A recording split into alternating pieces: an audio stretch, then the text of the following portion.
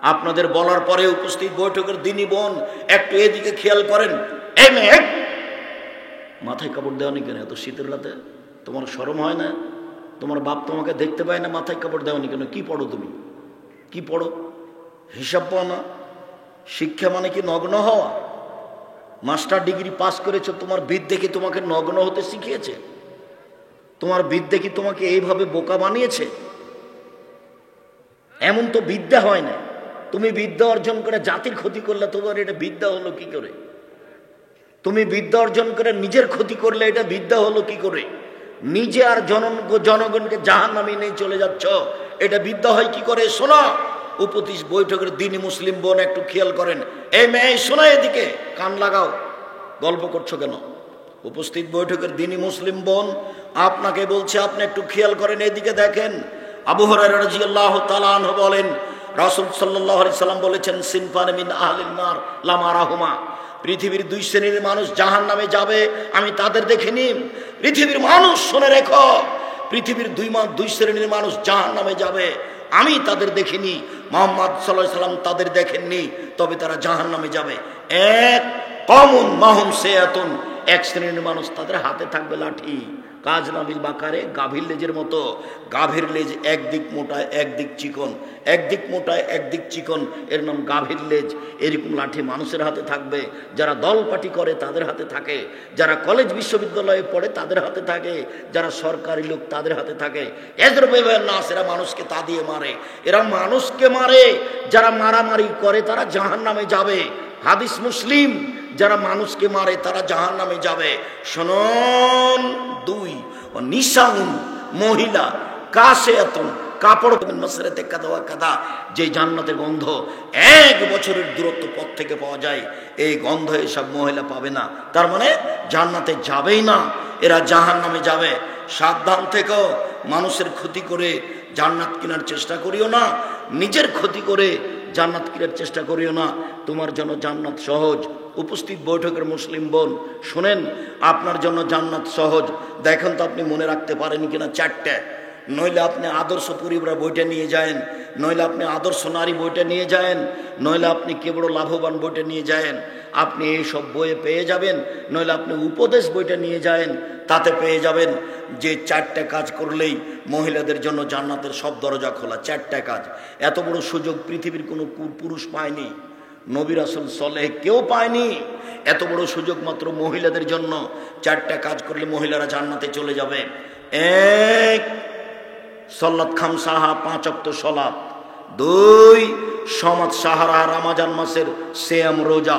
3 আতাত বালাহা, স্বামীকে মেনে চলা, তিতা লাগলেও মিঠা লাগলেও। 4 আহসানাত ফারজাহা, জেনায় লিপ্ত না হওয়া। জেনায় লিপ্ত না হয় যদি আর এই 4টে কাজ করে, তাহলে জান্নাতের সব দরজা খোলা। যেসব মহিলারা জেনায় লিপ্ত হয়েছ তাদের জন্য বলি, তওবা করো। তুমি আল্লাহর কাছে প্রিয় দাসী বান্দি হয়ে যাবা। আর তুমি যদি এই জেনা আজ থেকে বন্ধ করতে পারো, তাহলে আজ থেকে তোমার জন্য জান্নাতুল মাওয়া ঘোষণা আল্লাহর পক্ষ থেকে। তুমি দুশ্চিন্তা ভোগ করো না, তোমার তওবার প্রয়োজন, তোমার ফিরে আসার প্রয়োজন। 4টে কাজ করলে একজন মহিলা সহজে জান্নাতে চলে যাবে। আপনি জান্নাত যাওয়ার চেষ্টা করেন, আল্লাহ আপনাকে তৌফিক দান করুক, আল্লাহু আমিন। সম্মানিত দিনী ভাই বোন, আমরা এই পর্যায়ে এসে বলছিলাম, খুব খেয়াল করে থাকবেন, কাছাকাছি চলে এসেছি।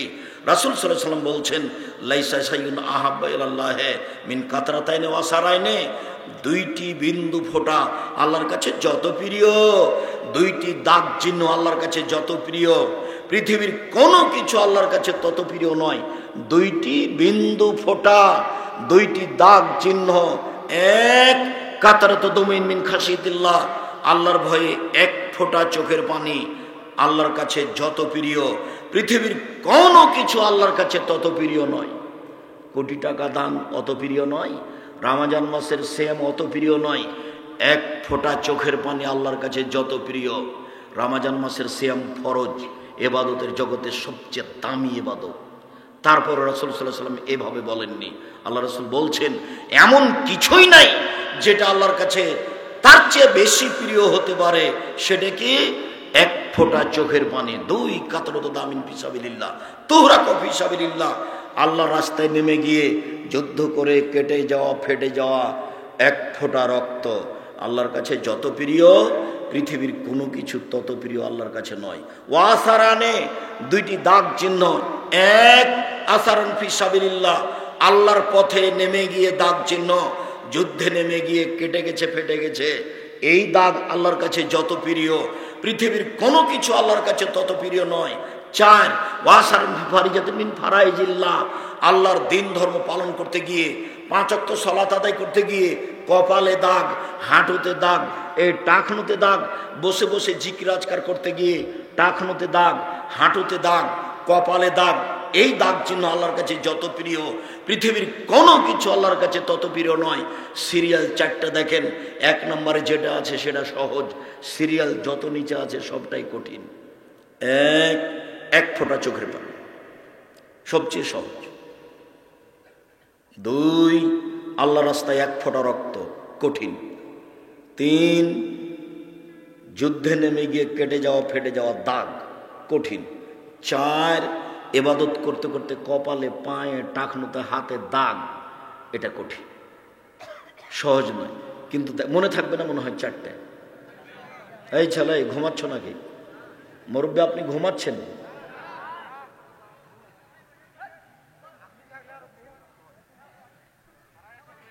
আল্লাহর কাছে প্রিয় 4টে। 1 কি বলতো দেখি? 1 ফোঁটা চোখের পানি। 2 রক্ত 1 ফোঁটা। 3 দাগ, যুদ্ধে নেমে যাওয়া এই দাগ। 4 ইবাদত করতে করতে কপালে, হাঁটুতে, টাকনুতে এসব দাগ, এইসব দাগ, এই কাজ 4টা আল্লাহর কাছে সবচেয়ে বেশি প্রিয়। এই কথা মুহাম্মদ সাল্লাল্লাহু আলাইহি সাল্লাম বলেন। আনাস রাদিয়াল্লাহু তাআলা আনহু বলেন, খাতাবা রাসূলুল্লাহ সাল্লাল্লাহু আলাইহি ওয়াসাল্লাম খুতবাতান মা সামিতু মিসলাহা কাত্ত, আল্লাহর নবী একদিন আমাদের সামনে বক্তব্য দিলেন, এমন বক্তব্য আমার জীবনে আমি কোনোদিন শুনিনি। আল্লাহর নবী একদিন আমাদের সামনে বক্তব্য পেশ করলেন, এরকম বক্তব্য আমার জীবনে আমি কোনোদিন শুনিনি। তিনি বক্তব্যে বললেন, পৃথিবীর মানুষ শুনে রেখো, লাউ তাআলামুনা মা আলামু, আমি আল্লাহকে যেভাবে চিনি তোমরা যদি চিনতে, আমি আল্লাহকে যেভাবে জানি তোমরা যদি জানতে। পৃথিবীর মানুষ শোনো, আমি আল্লাহকে যেভাবে জানি তোমরা যদি জানতে, আমি আল্লাহকে যেভাবে চিনি তোমরা যদি চিনতে, লা বাকাইতুম কাসীরান ওয়া দাহাকতুম কালিলা, তাহলে বেশি বেশি কাঁদতে, কম কম হাসতে, বেশি বেশি কাঁদতে, কম কম হাসতে, বেশি বেশি কাঁদতে, কম কম হাসতে। বুখারী মুসলিম। দেখেন তো আমাদের হাসির পরিমাণ আর কান্নার পরিমাণ। এখানে আমরা যতজন লোক বসে আছি, 1999 জন লোক হয়তো বা কান্নার ফিল্ডে নেই, কিন্তু হাসি তো দিন রাত আছে, অট্ট হাসি তো আছেই। বোকামি সবসময়, ছেলে তোমার মাথায় সবসময় শয়তান জড়ে থাকে। একবার এখানে মানুষকে বসে হাসাও, একবার ওখানে বসে হাসাও, এখানে বেঢঙ্গা কথা বলো, ওখানে একটা বেঢঙ্গা কথা বলো, দিন রাত মানুষকে হাসাও। মানুষ হাসলে অন্তর মরে যায়। আল্লাহ রাসূল বলছেন, ইন্না যাকালা তুমিতুল কালবা, নিশ্চয় হাসি মানুষের অন্তরকে মেরে দেয়। ওই অন্তর তখন কাঁদে না, ওই অন্তর তখন পড়া মুখস্থ করতে পারে না, ওই অন্তর তখন কোরআন মাজিদ মুখস্থ করতে পারে না, ওই অন্তর তখন ধর্মের কোনো জিনিস মনে রাখতে পারে না। সম্মানিত দিনী ভাই বোন, আলোচনার পুনরাবৃত্তিতে বলছি, 2 জন মিলে টাকা জমা করে ব্যবসা করেন ভালো, কিন্তু ব্যবসা করতে করতে একদিন তো যদি 10টা টাকা ওখান থেকে নিয়ে নেন, আপনার সাথী জানে না, ওই সঙ্গী পার্টনার জানে না 10টা টাকা নিয়ে নিয়েছেন, তখন আল্লাহ আর আপনার সাথে থাকবে না। এখন আল্লাহ বলবেন যে তোমরা 2 জন থাকো, আমি গেলাম। আর যতক্ষণ পর্যন্ত আর একজনের ক্ষতি করবেন না, ততক্ষণ ব্যবসা কয়জনে চলছে? 3 জনে চলছে। হাদিস কিন্তু বুখারী মুসলিম।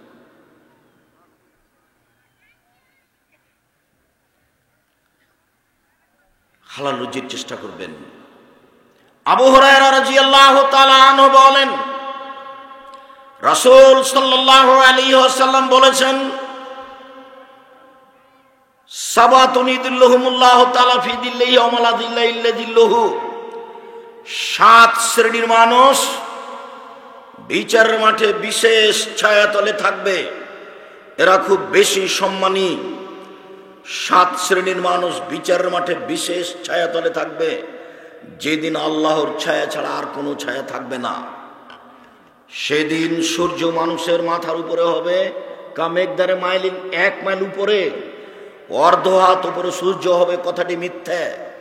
কামেকদারে মাইলিন 1 মাইল উপরে হবে, প্রায় 1 মাইল উপরে হবে, এই কথা রাসূল সাল্লাল্লাহু আলাইহি সাল্লাম বলেন, হাদিস বুখারী মুসলিম। সেদিন সূর্যের তাপে মানুষের শরীর থেকে ঘাম এমনভাবে বের হবে যে কিছু কিছু মানুষ তার ঘামের মধ্যে থাকবে এখনো ফিয়ারাকেহি, কেউ কেউ তার ঘামের মধ্যে থাকবে মিনুমায়া কোন কাবাইয়ে, কারো কারো শরীরের ঘাম হবে টাকনু পর্যন্ত, অমিনুমায়া কোন এলা রোকবাতাই হে, কারো কারো ঘাম হবে হাঁটু পর্যন্ত, অমিনুমায়া কোন এলা হাকুয়াই হে, কারো কারো ঘাম হবে কোমর পর্যন্ত, অমিনুমায়া কোন এলা তার কুয়াতেহি, কারো কারো ঘাম হবে নাক পর্যন্ত। শরীরের ঘাম নাক পর্যন্ত হবে। কি দিয়ে বুঝায় আপনাকে আমি বিচারের মাঠ কত কঠিন, কবর যত কঠিন, কিয়ামত তার চেয়ে অনেক অনেক বেশি কঠিন। কিয়ামতের মাঠ যত কঠিন, জাহান্নাম তার চেয়ে অনেক অনেক অনেক বেশি কঠিন। সম্মানিত দিনী ভাই বোন, বিচার মাঠে 7 শ্রেণীর মানুষ বিশেষ ছায়াতলে থাকবে। যেদিন আল্লাহর ছায়া ছাড়া আর কোনো ছায়া থাকবে না, যেদিন সূর্য মানুষের মাথার উপরে 1 মাইল উপরে থাকবে, 1 শ্রেণীর মানুষ ইমামুন আদেল, ন্যায় পরায়ণ নেতা। নেতৃত্ব খুব কঠিন জিনিস। উমর রাদিয়াল্লাহু তাআলা আনহু বলেছেন, খলিফা হওয়ার আগে যা কিছু নেকি করেছি, খলিফা হওয়ার পরে যা কিছু ক্ষতি হয়েছে, দুটা মিলে সমান সমান হয়ে কোন রকম করে জান্নাতে যেতে পারলেই হলো। অথচ উমারের জান্নাতের খবর জানেন? আল্লাহ রাসূল বুখারী মুসলিমের হাদিস, স্বপ্নে জান্নাত দেখলেন, ঘুরলেন, দেখলেন একটা খুব টকটকে ঝকঝকে ঘর, পাশে একজন বৃদ্ধা মহিলা। আল্লাহর নবী জিজ্ঞাসা করলেন, মহিলা বলতে পারো এই ঘরটি কার? বোঝা যাচ্ছে আল্লাহর নবী গায়েবের খবর জানেন না। তখন মহিলাটি বলছে ঘরটি হচ্ছে উমারের। আল্লাহ রাসূল বলছেন সাল্লাল্লাহু আলাইহি সাল্লাম, ঘরের বাহির যত এত সুন্দর টকটকে ঝকঝকে হয়, ভিতরই বা কত সুন্দর। আমার দেখার ইচ্ছে হলো ঘরের ভিতর দেখে আসি, কিন্তু উমারের আত্মমর্যাদা আমার মনে পড়লো। আমি বললাম, এত বড় দামি মানুষের ঘরে ঢুকি কি করে? আমি তার ঘরে ঢুকলাম না, এত বড় মর্যাদাপূর্ণ মানুষের ঘর আমি ঢুকবো না, ঢুকি কি করে? ফজরের টাইমে উমারের সাথে দেখা হয়ে গেল। উমার, জান্নাতে আমি দেখলাম তোমার ঘর, খুব উন্নত মানের ঘর, দেখে আমার সাধ জাগলো, তোমার ঘরের ভিতরটা একটু দেখি, কিন্তু তোমার মর্যাদাকে লক্ষ্য করে আমি আর ঘরে ঢুকিনি। তখন উমর রাদিয়াল্লাহু তাআলা আনহু বলেন, আল্লাহর নবী, আপনি আমার আত্মমর্যাদাকে হিসাব করেন। এই বলে তিনি ঝরঝর করে কাঁদতে লাগলেন। ইনি উমর, অর্ধ পৃথিবীর খলিফা, কুশাগর বুদ্ধিজীবী রাজনীতিবিদ উমর। এই উমর বলেছিলেন, আমার রাজত্বের জীবনটা যতটুকু ক্ষতিপূর্ণ, আগের জীবনটা যতটুকু নেকির, দুইটা মিলে সমান সমান হয়ে জান্নাতে যেতে পারলেই হবে। অথচ আল্লাহ নবী বলছেন, বিচারের মাঠে 7 শ্রেণীর মানুষ বিশেষ ছায়াতলে থাকবে। তার 1 শ্রেণীর মানুষ হচ্ছেন ন্যায়পরায়ণ নেতা। পৃথিবীতে সবচেয়ে ন্যায়পরায়ণ নেতা হচ্ছেন উমর। আল্লাহ রাসূল বলছেন, উমর, তোমার মান সম্মানে এত বেশি, উমর তোমাকে শয়তান দেখে ভয় করে, উমর তোমার ঈমান এত বেশি, তুমি যে রাস্তা দিয়ে হাঁটো সে রাস্তা দিয়ে শয়তান হাঁটে না। উমরের মান মর্যাদাই বেশি। রাসূল সাল্লাল্লাহু আলাইহি ওয়াসাল্লাম বলছেন, আমার পরে যদি কেউ নবী হতেন তাহলে উমর নবী হতেন। এই কথা মুহাম্মদ সাল্লাল্লাহু আলাইহি ওয়াসাল্লাম বলেন।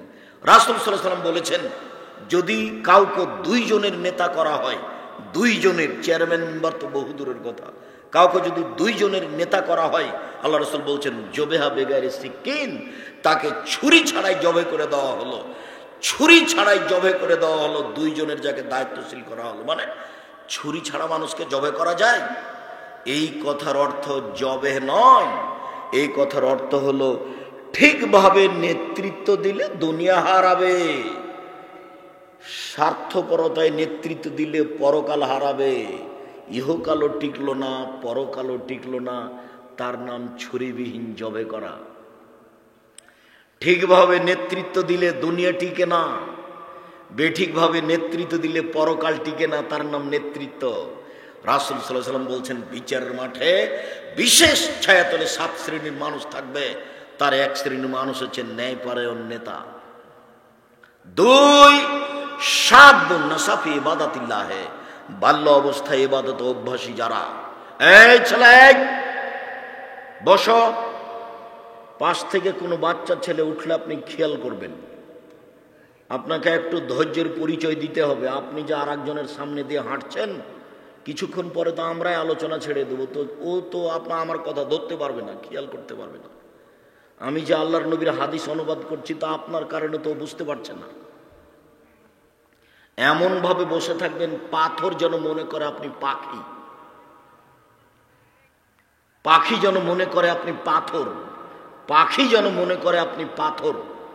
তাই আপনার মাথায় আপনার গায়ে বসতে চাচ্ছে, এমন ভাবে এক খেয়ালে চেয়ে থাকবেন আর বসে থাকবেন, নড়াচড়া করবেন না, কারো গায়ে হাত দিবেন। এই ছেলে খুব প্রস্তুত থাকো। বাল্য জীবন থেকে ইবাদতে অভ্যাসী যারা, তারা থাকবে বিশেষ ছায়াতলে। 3, রাজুলুন কালবুহু মুআল্লাকুন বিল মসজিদ, ওই লোক বিশেষ ছায়াতলে থাকবে যার অন্তর মসজিদের সাথে লেগে আছে। খারাজা মিনহু হাত্তা ইয়াউদা ইলাইহি, মসজিদ থেকে বের হয়েছে, আবার কখন ফিরে যাবে, আবার কখন ফিরে যাবে। ছেলেকে বলে আব্বু আসরের টাইম হয়েছে, মেয়েকে বলে আম্মু আসরের টাইম হয়েছে, বৌমাকে বলে কিমা আসরের টাইম হয়েছে, মানে ব্যস্ত হয়ে গেছে মসজিদে যাওয়ার জন্য। এরকম মানুষ বিচারের মাঠে বিশেষ ছায়াতলে থাকবে।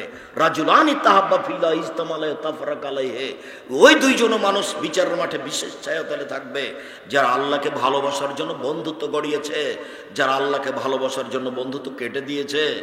দোস্ত, তোমার সাথে সম্পর্ক অনেক দিন ছিল, কিন্তু তুমি তো অন্যায় থেকে বিরত হও না। দেখি তুমি দোকানে ঠিকই বসে আড্ডা পিটো, দেখি তুমি সিগারেট বিড়ি জর্দা ঠিকই খাও। আমি এটা পছন্দ করি না দোস্ত, আমি তোমার সাথে সম্পর্ক ছিন্ন করলাম, তুমি মনে কিছু নিও না। এই সম্পর্ক গড়ানো, সম্পর্ক ছিন্ন করা যদি আল্লাহর জন্য হয়ে থাকে, তাহলে এরা বিশেষ ছায়াতলে থাকবে। 4, রাজুলুন যাকারাল্লাহ খালিয়ান ফাবাজাতাইনাহু, ওই মানুষও, ওরাও বিচার মাঠে বিশেষ ছায়াতলে থাকবে যারা নির্জনে আল্লাহকে ডাকে। যখন আল্লাহকে ডাকে তখন 2 চোখের পানি ঝরঝর ঝরঝর করে ঝরে। এরকম আপনার ঘটেছে কোনোদিন? যেই ঘরে স্ত্রী ঘুমিয়ে আছে ওই ঘরে ইবাদত করবেন না, তাহাজ্জুদ ওই ঘরে পড়বেন না, কেননা আপনার কান্নার গতি যদি স্ত্রী শুনতে পায়, ও যদি জেগে যায়, তাহলে আপনার কান্নার গতিটা ভেঙে যাবে, আপনাকে কেমন কেমন লাগবে। তখন আপনি যে গতিতে কাঁদছিলেন সেটা আর টিকবে না। আল্লাহর ভীতিতে কান্নাকাটি করতে হবে, চোখের পানি ঝরঝর করে ঝরবে। তখন আল্লাহ দেখবেন এ সত্যি কাঁদছে, তখন আপনার জন্য সিদ্ধান্ত হয়ে যাবে বিশেষ ছায়া। জান্নাত তো হবেই, জান্নাত তো হয়েই আছে। ওয়ারাজুলুন দাতু ইমরাতুন যাতু হাসাবিন ওয়া জামাল, ওই সুন্দরী মেয়ে, সম্ভ্রান্ত পরিবারের মেয়ে তোমার সাথে অন্যায় অশ্লীল কাজ করতে চাইলো, তুমি বললে ইন্নী আখাফুল্লাহ, আমি আল্লাহকে ভয় করি।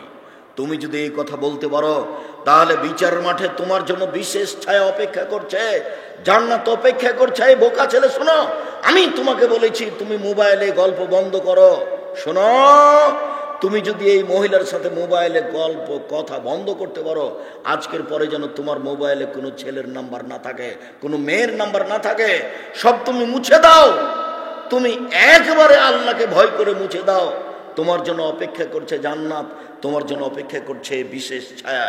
তোমার ব্যাপারে আল্লাহ তাআলা বলেন, ওয়ানাহান নাফসা আনিল হাওয়া ফাইনাল জান্নাতু হিয়াল মাওয়া, কেউ যদি তার প্রবৃত্তিকে ঠেকাতে পারে, আমি আল্লাহ তাকে জান্নাতুল মাওয়া দিয়ে দিলাম। তুমি যদি তোমার এই প্রবৃত্তিকে ঠেকাতে পারো, আজ থেকে তোমার মোবাইলে আর কোনো মেয়ে মানুষের নাম্বার থাকবে না। এটা তোমার জন্য জরুরি, তোমার জন্য জান্নাতুল মাওয়া অপেক্ষা করছে। এ কথা আমি বলিনি, এ কথা মুহাম্মদ সাল্লাল্লাহু আলাইহি ওয়াসাল্লাম বলেননি, এ কথা আল্লাহ তাআলা বলছেন। আল্লাহর কথাকে দাম দেওয়ার চেষ্টা করো, আল্লাহর কথাকে মূল্যায়ন করার চেষ্টা করো। আল্লাহ তার ওয়াদা পূর্ণ করবেন, তিনি তার ওয়াদার বিপরীত করেন না। ওই সত্তার, ওই আল্লাহর ওয়াদার বিপরীত করার প্রয়োজন নেই। তিনি হচ্ছেন জ্ঞানী, তিনি হচ্ছেন মগ্নী। তার এসব প্রতিশোধ নেওয়ার প্রয়োজন নেই, মানুষের প্রতিশোধ নেওয়ার তার প্রয়োজন নেই, এরকম সত্তা তিনি নন। প্রতীক্ষমান রয়েছেন কখন তুমি প্রস্তুত।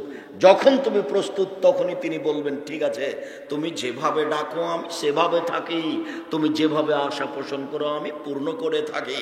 আদমের ছেলে মেয়ে শোনো, তুমি যেভাবে ডাকো আমি সেভাবে থাকি, তুমি যেভাবে আশা পোষণ করো আমি পূর্ণ করে থাকি। এটাই তার কাজ, তিনি পূর্ণ করতে পারেন। অগাধ বেহিসাব রহমতের মালিক তিনি, বেহিসাব ক্ষমার মালিক তিনি। তার ক্ষমার রহমতের অভাব নেই। আপনার জন্য তিনি প্রতীক্ষমান আছেন, কখন আপনি চাইবেন, কখন আপনি বলবেন।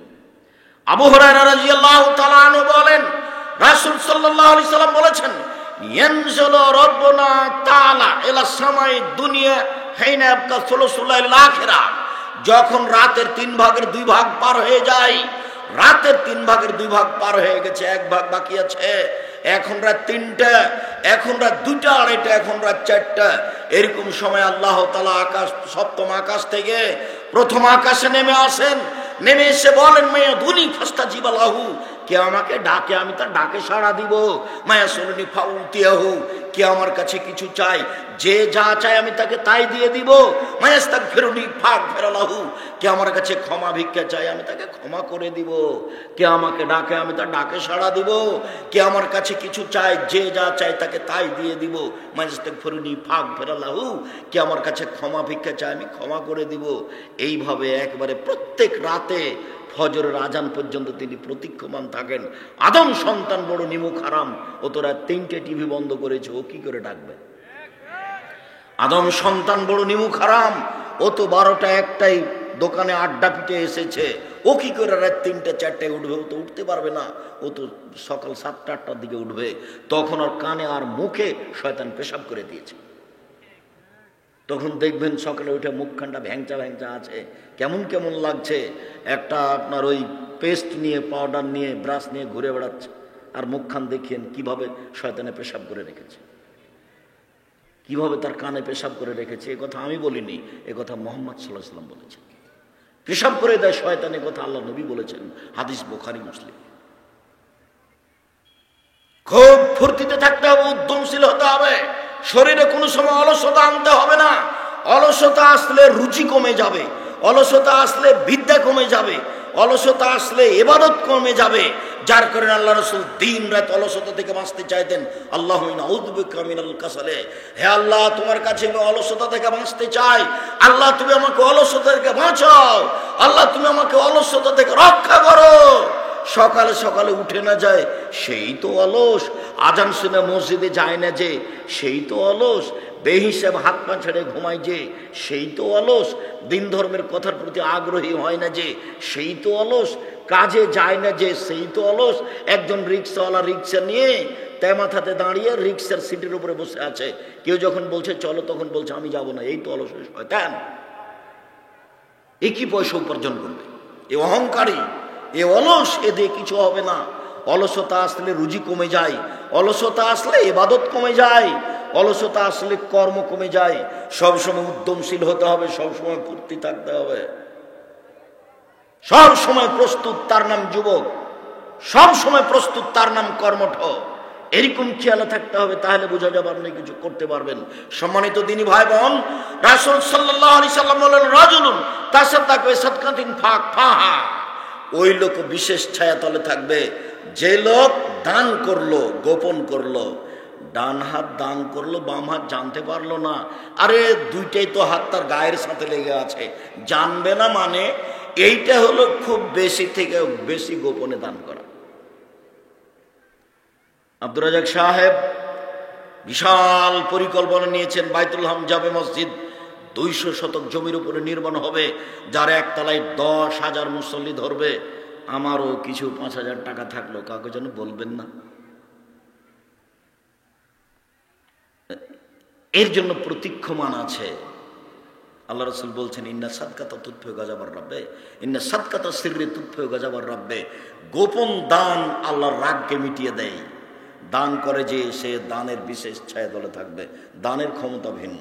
ইবাদতের জগতে সবচেয়ে শক্তিশালী, ক্ষমতাধর, পাওয়ারফুল, ব্যতিক্রম ইবাদত হচ্ছে দান। দানের মতো শক্তিশালী ইবাদত পৃথিবীতে নেই। প্রত্যেকটা প্রত্যেকটা ইবাদত আপনার উপকার করতে পারে। সালাত আপনার উপকার করবে, আরেকজনের করতে পারে না। হজ আপনার উপকার করবে, আরেকজনের করতে পারে না।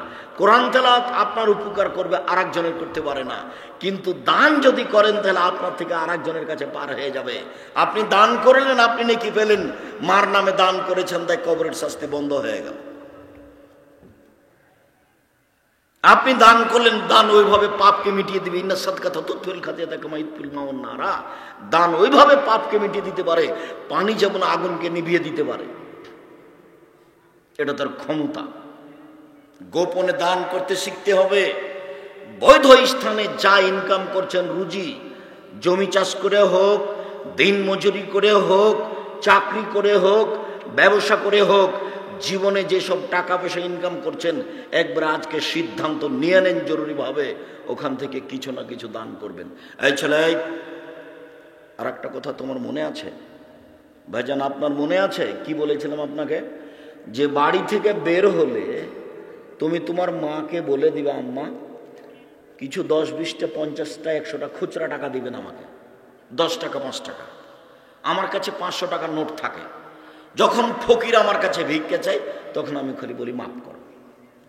তো মা, আমি ফকিরের কাছে কত ক্ষমা চাইবো বলেন তো? আমি তো 500 টাকা দিতেও পারি না।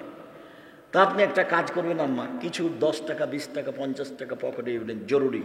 এই ছেলে, ভুলবা না তুমি, তোমাকে বলছি, তুমি তোমার মাকে বলে দিবে আজকে জরুরিভাবে। আপনাকে বলছি ভাইজান, স্ত্রীকে বলে দিবেন, এই শোনো, যখন আমি বের হব তখন আমার প্রয়োজনীয় টাকা ব্যতীত কিছু খুচরা টাকা আমার হাতে দিবেন। কিছু খুচরা টাকা আমার হাতে দিও। ফকির আসলে আমি 500 টাকা নোট বের করে দিব না 10টা টাকা দিব? 10 টাকা দিব, এমনিতে বের হয়ে যাবেন না। এই ছেলে, তোমাকে বলছি, তোমার মনে থাকবে না? অবশ্যই মনে থাকবে, ইনশাল্লাহ মনে থাকবে। আজ থেকে যেন তোমার মা কোনো দিন তোমাকে খুচরা টাকা ছাড়া বাড়ি থেকে বের হতে না দেয়। আমি নিজে যখন বের হতাম, আমার মা নিরক্ষর আমাকে বলতেন, বেটা ছেলেকে টাকা ছাড়া বের হতে হয় না। এই কথা আমার মা আমাকে বলতেন। কি যে বুঝতেন আমার মা। বেটা ছেলে ভাষাটা বুঝেন? এটা তো চাঁপাই নবগঞ্জের ভাষা। তা আমার মা বলতেন যে বেটা ছেলেকে টাকা ছাড়া বের হতে হয় না। তো আপনার স্ত্রী, এই ছেলে, তোমার মা যতক্ষণ পর্যন্ত তোমার সহযোগিতা না করবে ততক্ষণ পর্যন্ত আপনি ঠিক পথে আসতে পারবেন না। আর আপনাকে বলছি, আপনার স্ত্রী যেন আর 150 চাউল রান্না না করে, অন্তত হাফ কেজি। আপনার মা যেভাবে রান্না করতো, 12 জন 16 জন মানুষের ভাত রান্না করত, মানুষে খেত, ফকিরে খেত, কিষান কামলা খেত, মুসাফিরে খেত, তারপরে আছে তখন গরুতে খেত। ওইভাবে ভাত রান্না করতে হবে। ফকিরে খাবে, মুসাফিরে খাবে, আত্মীয় স্বজন খাবে, বাকিটা গরুতে খাবে, এইভাবে ভাত রান্না করতে হবে। আর এখন তো স্ত্রী আর তুমি মাত্র 2টা, একটা ছেলে, 150 চাউল রান্না করেছো। মেহমান এসেছে, তখন তোমার স্ত্রী বলছে যে মেহমানকে ভাত খাওয়ালে তো ভাত শেষ হয়ে যাবে, কি করবে? চানাচুর বিস্কুট দিয়ে বিদায় করে দাও। জরুরিভাবে আপনার স্ত্রীকে আপনার মায়ের স্বভাবে ফিরে যেতে হবে। মায়ের স্বভাবে ফিরে যেতে হবে, অন্যথায় বউ পরিবর্তন করতে হবে, তালাক দিতে হবে। তবে আমি তালাক দেওয়ার আদেশ করিনি, আমার পক্ষ থেকে পরামর্শ থাকছে। ওইরকমই হতে হবে যে স্বভাবের আপনার মা ছিলেন, ওই স্বভাবে আপনার স্ত্রীকে হতে হবে। প্রয়োজনে 5 বার রান্না করতে হবে। ফকির মিসকিনের ভাত এই বাড়িতে হতে হবে। জান্নাত পায়ের নিচে আছে, মায়ের পায়ের নিচে জান্নাত আছে। এইভাবে দান করতে পারলে জান্নাত আপনার পিছে পিছে ঘুরবে। রাসূল সাল্লাল্লাহু আলাইহি সাল্লাম বলেন, পৃথিবীর মানুষ শুনে রেখো, ইন্না ফিল জান্নাতে গোরাফ ইউরা যাহিরুহা মিন বাতিনিহা বাতিনুহা মিন যাহিরিহা। জান্নাতে কতগুলি উন্নত মানের পদার্থ দিয়ে জান্নাত তৈরি করা আছে। এত টকটকে ঝকঝকে পদার্থ, যার বাহির থেকে ভিতর দেখা যায়, ভিতর থেকে বাহির দেখা যায়, শুধু টক টক টক টক টক করছে। সাহাবীগণ বললেন, লেমান হাজিহি, আল্লাহর নবী এত দামি ঘর কে পাবে? কার জন্য এত দামি ঘর জান্নাত? তখন আল্লাহ রাসূল বললেন, 1 নম্বর, লেমান আলানাল কালামা, যার মুখের ভাষা নরম। 2 আতামাত তাওমা, যে দুস্থ গরিবকে খেতে দিতে পারে, তার জন্যই জান্নাত। 3 তাওবা সিয়ামা, যে নিয়মিত নফল সিয়াম থাকতে পারে, বৃহস্পতিবার সোমবার সিয়াম থাকে। 4 ওয়াসাল্লা বিল্লাহ নাসনিয়াম, মানুষ যখন ঘুমিয়ে তখন তাহাজ্জুদ পড়ে, এমন কাজ করতে পারে যারা, তার জন্য এই জান্নাত প্রস্তুত আছে। অসহায় ফকির মিসকিনকে খেতে দিতে পারে যারা, তাদের জন্য জান্নাত আছে। এই শোনো, এই ছেলে, তোমাকে বলছি, বিবাহ করেছো তো?